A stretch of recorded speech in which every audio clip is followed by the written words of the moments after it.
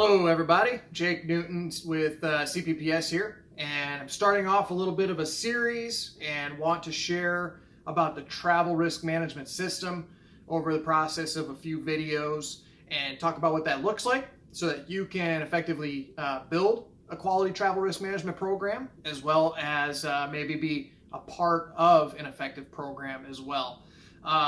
So a lot of the things that we do nowadays, especially since it's been published, are benchmarked. You might be familiar with ISO 31030. It's an international standard or guideline for many purposes that is a quality reference for what a program like this looks like and has some great detail. So if you're not familiar with that document, you can go onto the ISO website, Google search it, you'll find it pretty easy. And get that document, or it's available on the ANSI website as well, the American National Standards Institute. But I want to talk to you about what this system looks like so that you can have some practicality in your day-to-day and how to use this. There's four main parts that really get into the travel risk management system. It gets into preparation, it gets into planning, it gets into the execution, and then there is also the adaptation of the process known as travel risk management, and oftentimes it's called a program. But starting off with preparation, and I'm going to introduce each of these and just kind of give some high-level insights, but we're going to dive into these individually in videos after this one. This is kind of the intro video. So preparation. Preparation gets into all of those different activities that prepare for travel in general, particularly those activities that are designed to mitigate and prepare for travel-related risk. So what does that mean? It's the plans, policies, and procedures that drive the program. It's the stakeholders within it, the cross-functional teams, the organizational leadership, the crisis management team, for example. And then, of course, a big one is the individual traveler. There's the education and training that is a big part of this, making sure that folks have the competency to be able to fulfill their roles, whether it's managing the program or traveling within it. And then the next big piece of this is the equipment and the technology that is helping support this program. And then, whether it could be a vendor, it could be within internal to the organization. But all of these different things are a big component of managing the travel process and supporting it as well. And we'll put a graphic on the screen so you can kind of get a visual of what this looks like. But that's the first piece, preparation.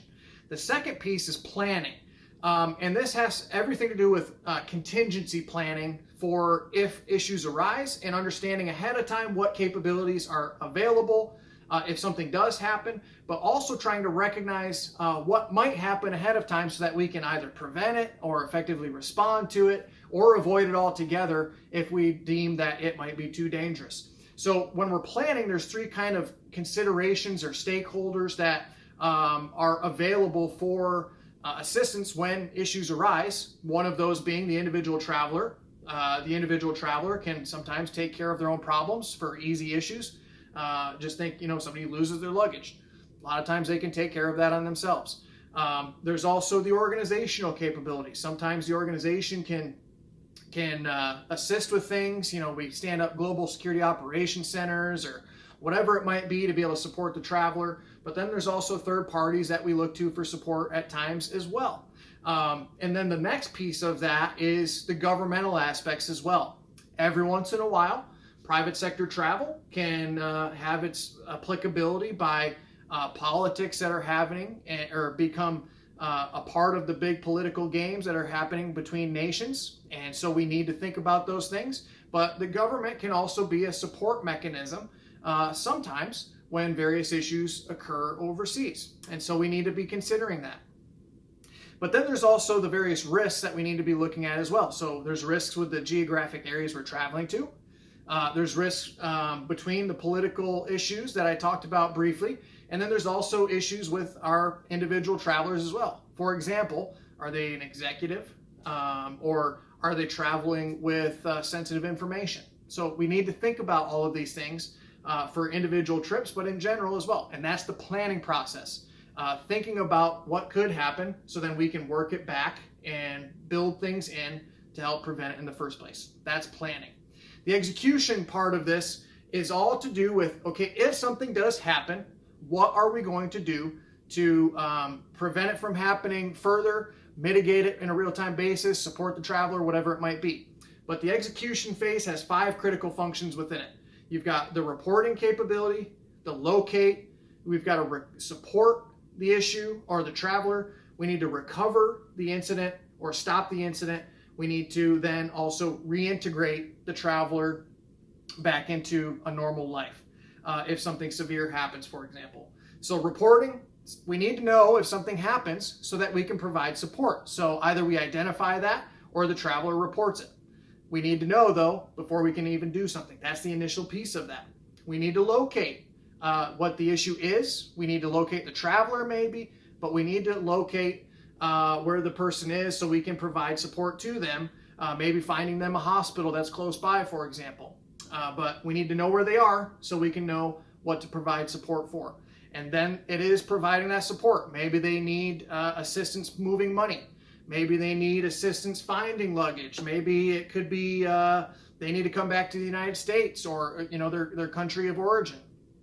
But supporting that traveler with the things that they need to end their issue.